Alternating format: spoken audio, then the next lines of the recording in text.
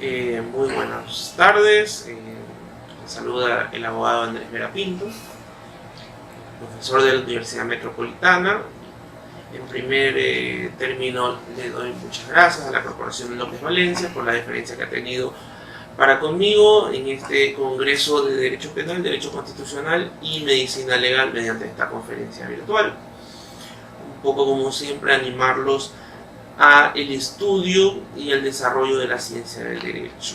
Dentro de estos temas se me ha asignado hablar un poco de la argumentación jurídica y tocaremos brevemente el neoconstitucionalismo.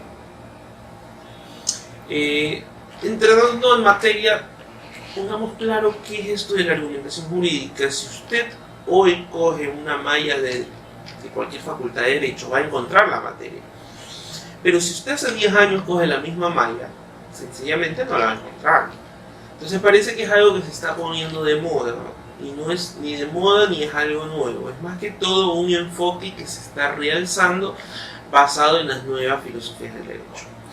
Entonces dejamos claro que la argumentación jurídica la vamos a plantear como un enfoque, un nuevo enfoque del derecho, si usted quiere, o una nueva manera que busca ¿qué cosa? Encontrar las mejores razones dentro del derecho en un punto dado. La argumentación jurídica, aunque ha sido una constante, especialmente de la filosofía, es importante señalar que últimamente está trayendo dentro del mundo latino especialmente un renombre por una nueva corriente llamada el pospositivismo, ¿no? Porque antes, y desde que nosotros, desde que aparece uno de los grandes maestros del positivismo, que es obviamente Hans Kelsen, con su libro La teoría pura del derecho, entonces, teniendo en cuenta que desarrolla de gran manera la teoría positiva, sencillamente no existió dentro de esto un método argumentativo. ¿Por qué? Porque era sencillo. Para Kelsen, y generalmente el concepto de derecho que nosotros tenemos es el conjunto de normas jurídicas que regulan la sociedad. Entonces había un hecho, había una norma y lo único que hacían era un silogismo subjuntivo, ¿no? Juan mató a Pedro, todos los hombres que matan se van 14 años presos, por lo tanto Juan se va 14 años preso. Y hasta ahí terminaba el desarrollo argumentativo. En otras palabras, se decía básicamente que coger el hecho, susumirlo en el derecho y por esto teníamos un resultado. Como que si el derecho terminaba siendo un ejercicio matemático silogístico, y la verdad es que, aunque Kelsen tuvo sus razones, que las voy a explicar brevemente para hacerlo, y en su momento fue un gran avance, que nos dio muchísimo, que es uno de los grandes genios que ha tenido el mundo del derecho, no es menos cierto que hoy por las nuevas corrientes es algo que podríamos decir está cambiando. Solo para dejar meras referencias, yo generalmente tengo como, y esto lo comparto abiertamente, como un paradigma o como uno de los hombres que más ha desarrollado esto desde el punto de vista latino, a Manuel Atienza. Él tiene un gran libro que aquí lo tengo, que es el curso de argumentación jurídica. Ha tenido muchos otros libros hablando de la argumentación jurídica, pero creo que este es el más completo y el más sencillo. Está hecho de una manera didáctica, de un curso de todo lo que usted necesita saber al respecto. Bueno, entonces vamos a ir desmenuzando ciertas cosas. Primero, ¿qué es argumentar? Y usted puede coincidir conmigo que generalmente el trabajo de un abogado es argumentar. Argumentar no es otra cosa que una cadena de razonamientos en favor de una idea, ¿no? Si usted va a un juzgado, usted sostiene, el fiscal sostiene que alguien ha cometido un acto típico antijurídico culpable y merece tal pena. Y usted, al sostener la inocencia de esta persona, lo que está diciendo es que usted va a dar razones para demostrar su teoría. En este caso, que el señor es inocente por obvias, o que no es culpable de lo que se le está acusando, y el fiscal o la fiscalía hacen exactamente lo mismo. Entonces, ¿qué es argumentar? Es dar razones en favor de una idea. Nuestro trabajo como abogados en el litigio es 100% argumentativo. Nosotros en un juzgado generalmente vamos a dar razones. Y por eso estudiamos técnicas para... Cuando usted estudia técnicas oratorias, usted estudia técnicas para dar estas razones.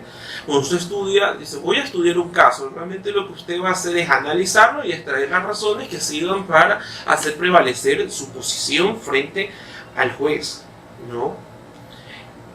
Y la pregunta es, ¿para qué damos estas razones? ¿Para qué la argumentación se desarrolla y nos obliga a dar estas razones o nos exige dar razones? Y créanme que todo se resume en una palabra, ¿no? ¿Para qué sirve la argumentación? Para convencer. Para convencer. Es claro que si usted va a un juzgado, ante un tribunal, se para y expone, usted lo que busca es persuadir a los tres jueces o el juez que está escuchándolo de que sencillamente el derecho lo acobija, ¿ya? Por eso incluso usted determina en una demanda una pretensión y usted esboza razones a fin de demostrar o no que su pretensión es válida, ¿no? Porque la pretensión de la contraparte no tiene fundamento. Entonces, esto es muy importante. ¿Y qué es argumentar? Argumentar es una razón en favor de otra idea. Es un concepto bastante claro. Argumentar podemos decir que es dar la razón en favor de otra idea. Hay que diferenciar el argumento de lo que es una mera opinión o gusto. Por ejemplo, usted decir Juan es inocente porque me parece. Eso puede ser una opinión. Definitivamente no favorece ninguna idea. No es lo mismo decir Juan es inocente porque él no estuvo ese día, esa hora donde se ocurrieron los hechos. Eso coadyuva a que un tercero se convenza de una manera lógica, más allá de sus gustos o diferencias, de su idea. ¿Ya? Entonces es muy claro que la finalidad no es otra que el convencimiento de una persona. Ahora, brevemente voy a hacer un esbozo de cómo ha nacido y cómo ha llegado esta teoría argumentativa hasta el día de hoy, o este enfoque argumentativo del derecho. Primero vamos a separar la gran división que hubo entre las fuentes o donde nace el derecho. Entonces, teníamos un derecho naturalista. Básicamente las teorías naturalistas del derecho, que es algo que está totalmente superado, coincidían en la idea de un derecho natural, pero este derecho natural era en base justamente a una posición de donde venía o de un origen del derecho básicamente divino. Los grandes exponentes, la teoría tomista del derecho hace alusión obviamente a Santo Tomás de Aquino, ¿ya? Y esta teoría resaltaba justamente el hecho de que el derecho venía o era fuente de un ser superior y por lo tanto existían ciertos derechos propios de la naturaleza humana, dados de su primer creador divino, y del cual, aunque no estén escritos, siempre han estado, siempre estarán. Dicho esto, es una teoría que básicamente ha sido tenido muchos cuestionamientos, obviamente, desde el punto de vista de su falta de certeza, ¿no?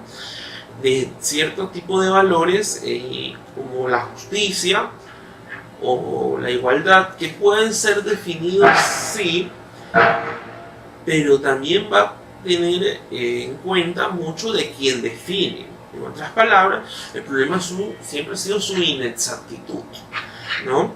Entonces, en ciertos países, por ejemplo, un régimen más liberal, se puede hablar de igualdad en base a la igualdad de posibilidades. Hay otros países que un poco, digamos, más izquierdistas, que hablan de una igualdad casi total. Entonces siempre ha habido un problema en la definición, ¿ya? El naturalismo es una teoría que nace en un punto del derecho, básicamente una fuente externa y divina. Y el punto es que, por eso que usted, cuando lee básicamente, digamos, la Biblia, o el Código de Hammurabi hacen siempre alusión a un Dios que fue el que, en el caso de la Biblia, habla básicamente de los 10 mandamientos, que Dios fue el que le dio a Moisés, básicamente era la constitución, digamos así, del pueblo judío, y tiene este origen divino del derecho, ¿no?